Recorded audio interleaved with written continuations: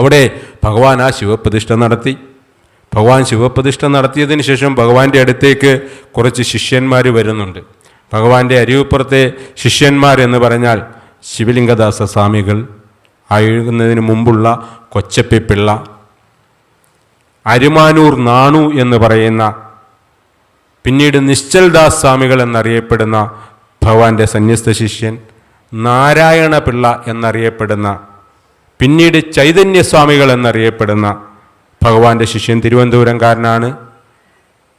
കായിക്കരക്കാരൻ കുമാരു, doctor Palpu, Bhairavan ശാന്തികൾ, ആലുവാക്കാരനായിട്ടുള്ള Sankaran, ഇങ്ങനെ കുറച്ച് ആളുകളാണ് ഭഗവാന്റെ ആദ്യ അരുവിപ്പുറം ശിഷ്യന്മാരായിട്ട് വരുന്നത്. അതിനകത്ത് ഈ ഭൈരവൻ ശാന്തികൾ ഭഗവാന്റെ അടുത്തേക്ക് വരുന്ന ഈ ശിഷ്യന്മാരെ നമ്മൾ മനസ്സിലാക്കണം. കൊച്ചപ്പിപ്പിള്ള എന്ന് പറയുന്ന ശിവലിംഗദാസ സ്വാമികൾക്ക് അരുവിപ്പുറം പ്രതിഷ്ഠാനന്തരമായിട്ടുള്ള ആ കാലഘട്ടത്തിൽ കൊച്ചപ്പിപ്പിള്ളയ്ക്ക് പ്രായം ഏകദേശം 20-22 വയസ്സ് വരെയാണ്. ഭഗവാന്റെ ഒപ്പം 14-15 വയസ്സിൽ കൂടുന്നതാണ്.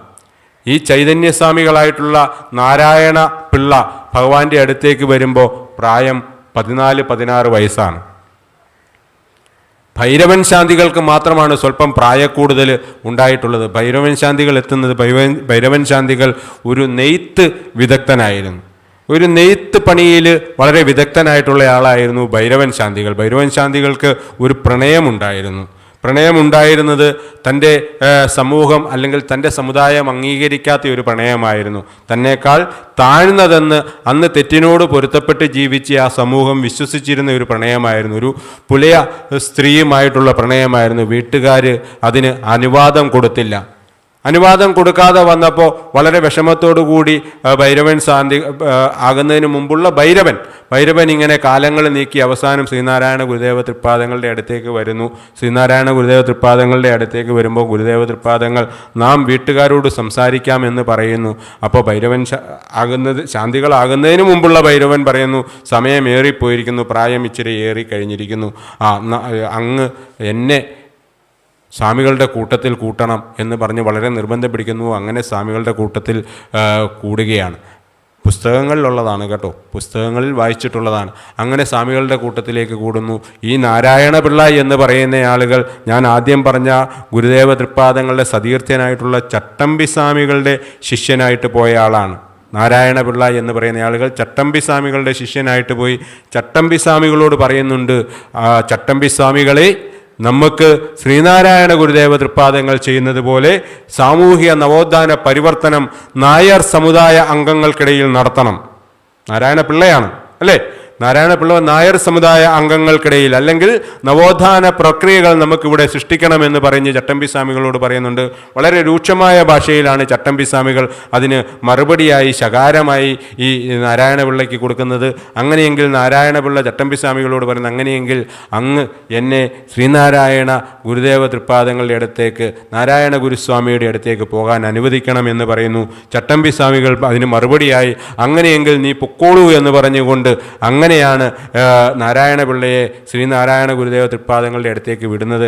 അരുവിപ്പുറത്തേക്ക് എത്തുകയാണ്. അരുവിപ്പുറത്തേക്ക് നാരായണ പിള്ള തൻ്റെ ഗുരുനാഥനായ പത്മനാഭൻ എന്ന് പറയുന്ന നാരായണ പിള്ളയുടെ ഗുരുനാഥനുമായിട്ടാണ് അരുവിപ്പുറത്തേക്ക് എത്തുന്നത്. അരുവിപ്പുറത്തേക്ക് എത്തുമ്പോൾ അരുവിപ്പുറത്ത് ശ്രീനാരായണ ഗുരുദേവ തൃപ്പാദങ്ങൾ ഇല്ലായിരുന്നു. ആ ശ്രീനാരായണ ഗുരുദേവ തൃപ്പാദങ്ങൾ അരുവിപ്പുറത്ത് ഇല്ലായിരുന്ന ആ സാഹചര്യത്തിൽ അവിടെ ഉണ്ടായിരുന്നത് കൊച്ചപ്പിപ്പിള്ളയായിരുന്നു. കൊച്ചപ്പിപ്പിള്ളയും നാരായണ പിള്ളയും കൂടി കണ്ടു കഴിഞ്ഞപ്പോൾ അവർക്ക് പ്രത്യേകമായ ഒരു സന്തോഷം തോന്നി. അതിനുള്ള കാരണം എന്തായിരിക്കും? അപ്പോൾ ആ സന്തോഷത്തിൻ്റെ അടിസ്ഥാനത്തിൽ നാരായണ പിള്ള കൊച്ചപ്പിപ്പിള്ളയോട് കാര്യങ്ങളൊക്കെ പറയുന്നു. കാര്യങ്ങളൊക്കെ പറഞ്ഞു കഴിഞ്ഞപ്പോൾ കൊച്ചപ്പിപ്പിള്ളയ്ക്ക് ഈ നാരായണ പിള്ളയിൽ പ്രത്യേകമായിട്ടുള്ള ഒരു താല്പര്യം തോന്നിക്കൊണ്ട് നാരായണ പിള്ളയെ കൊച്ചപ്പിപ്പിള്ള തൊട്ടടുത്ത് ഗുരുദേവൻ നാണിയാശാൻ എന്ന് പറയുന്ന ഗുരുവിൻ്റെ ഒരു ഭക്തൻ്റെ ഗൃഹസ്ഥൻ്റെ വീട്ടിൽ വിശ്രമിച്ചു കൊണ്ടിരിക്കുന്ന സമയത്ത് ആ വീട്ടിലേക്ക് കൂട്ടിക്കൊണ്ടു പോകുന്നു. അവിടെ ചെന്ന് ഈ ഗുരുദേവ് തൃപ്പാദങ്ങളുമായിട്ട് ഈ നാരായണപിള്ളയുമായിട്ടുള്ള സംഭാഷണവും സംവാദങ്ങളുമൊക്കെ നടത്തി ഗുരുവിനോട് ആവശ്യങ്ങളൊക്കെ പറയുന്നു. ഗുരു പറയുന്നു വീട്ടിൽ പോകുക, പഠിക്കുക എന്ന് പറയുന്നു. നാരായണപിള്ളയെ തിരിച്ച് വീണ്ടും തൻ്റെ ഗുരുനാഥൻ്റെ ഒപ്പം, പത്മനാഭപിള്ള എന്ന് പറയുന്ന തൻ്റെ ഗുരുനാഥൻ്റെ ഒപ്പം വീണ്ടും തിരികെ മടക്കി അയക്കുന്നു. മടക്കി അയച്ച നാരായണപിള്ള വീണ്ടും വന്ന് ഉപരിപഠനം, സംസ്കൃത പഠനമൊക്കെ നടത്തുന്നു. സംസ്കൃത പഠനമൊക്കെ നടത്തിയതിന് ശേഷം പിന്നീട് ഒരു തീർത്ഥാടനമായിട്ട് ഭാരത പര്യടനം നടത്തുവാനായിട്ട് പോകുന്നു. അങ്ങനെ കാശി രാമേശ്വരമൊക്കെ ചുറ്റിക്കറങ്ങി രാമേശ്വരത്ത് നിന്ന് തീർത്ഥജലങ്ങൾ സ്വീകരിച്ചുകൊണ്ട്, തീർത്ഥം സ്വീകരിച്ചുകൊണ്ട് ഈ നാരായണപിള്ള വീണ്ടും തിരികെ അരുവിപ്പുറത്തേക്ക് വരുന്നു. അരുവിപ്പുറത്തേക്ക് വന്ന് ഗുരുവിൻ്റെ പാദസ്നാനം നടത്തുന്നു. ഗുരുവിൻ്റെ പാദാഭിഷേകം, രാമേശ്വരത്ത് നിന്ന് കൊണ്ടുവന്ന തീർത്ഥം കൊണ്ടുവന്ന് ഗുരുവിൻ്റെ പാദസ്നാനം, പാദാഭിഷേകം നടത്തി ആ തീർത്ഥജലം നാരായണപിള്ള കുടിക്കുന്നു. ബാക്കി വന്ന തീർത്ഥജലവുമായി നാരായണപിള്ള തൻ്റെ നായർ തറവാട്ടിലേക്ക് പോകുന്നു. തൻ്റെ കുടുംബാംഗങ്ങളെ മുഴുവൻ ആ തീർത്ഥം കുടിപ്പിക്കുന്നു. ആ തീർത്ഥം കുടിപ്പിച്ചതിന് ശേഷം വീണ്ടും ഗുരുവിൻ്റെ അടുത്തേക്ക് വരുന്നു. അപ്പോഴും വീണ്ടും ഗുരുവിൻ്റെ അടുത്തേക്ക് വരുമ്പോൾ ഗുരു മന്ദഹാസത്തോടുകൂടി മടങ്ങിപ്പോകൂ എന്ന് തന്നെ പറയുന്നു. അതിനുശേഷം വീണ്ടും മടങ്ങിപ്പോയിട്ട് വീട്ടുകാരുടെയൊക്കെ അനുവാദത്തോടുകൂടി വീണ്ടും തിരികെ വരികയാണ് നാരായണപിള്ള. ആ നാരായണപിള്ള ഗുരുവിൻ്റെ അടുത്തേക്ക് വന്ന് ഗുരുസവിധത്തിലേക്ക് വന്ന് പിന്നെ ചേരുകയാണ്.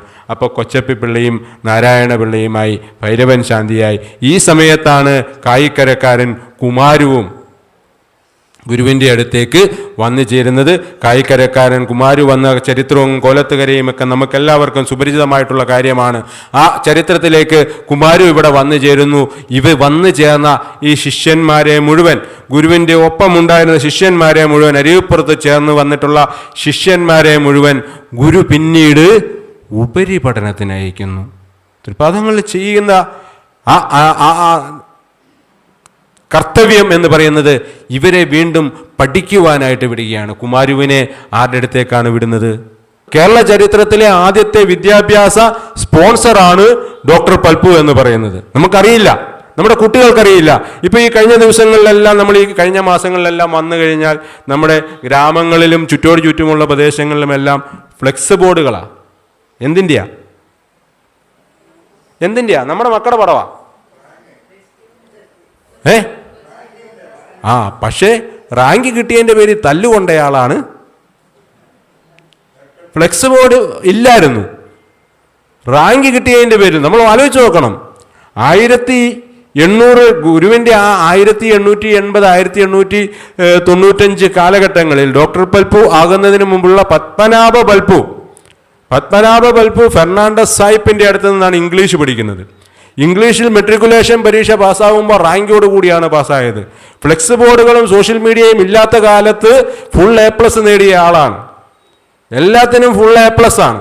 പക്ഷേ ഫുൾ A+ കയറിയിട്ട് നാട്ടിലേക്ക് ചെന്ന് കഴിഞ്ഞപ്പോൾ എന്താണ് മറുപടി പറഞ്ഞത് ഭരണാധികാരികൾ? എന്ത് പോട്ടെ, വീട്ടിലേക്ക് ചെല്ലുന്നുണ്ട്. ഇംഗ്ലീഷ് പഠിച്ചിട്ട് വീട്ടിലേക്ക് ചെല്ലുന്നുണ്ട് കേട്ടോ. ഇംഗ്ലീഷ് പഠിച്ചിട്ട് വീട്ടിലേക്ക് ചെല്ലുമ്പോൾ അദ്ദേഹത്തിൻ്റെ, ഡോക്ടർ പൽപ്പുവിൻ്റെ സഹോദരൻ്റെ പേര് വേലായുധൻ എന്നാണ്. ഇംഗ്ലീഷ് ആക്സെൻറ്റിൽ ലാ ഇല്ല, ഫോണറ്റിക്സിൽ ലാ ഇല്ല. അപ്പോൾ വേലായുധനെ എങ്ങനെ വിളിക്കും? വേളായുധൻ അല്ലേ? വേലായുധൻ എന്നുള്ളത് പറയുന്നത് എങ്ങനെയാ?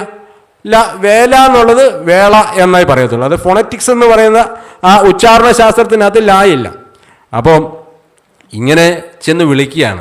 അപ്പം ചേട്ടൻ നോക്കി, ഇവൻ എന്നാ പറ്റി?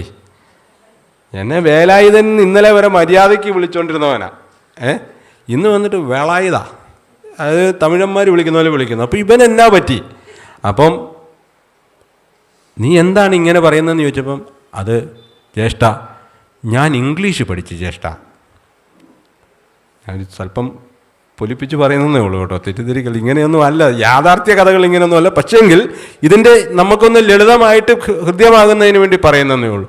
അപ്പോൾ ഞാൻ ഇംഗ്ലീഷ് പഠിച്ചു ജ്യേഷ്ഠ. ഞാൻ ഫെർണാണ്ടസ് സാഹിബിൻ്റെ അടുത്തുനിന്ന് ഇംഗ്ലീഷ് പഠിച്ചു. സാഹിബിന് 7 രൂപ ഫീസ് കൊടുക്കണം.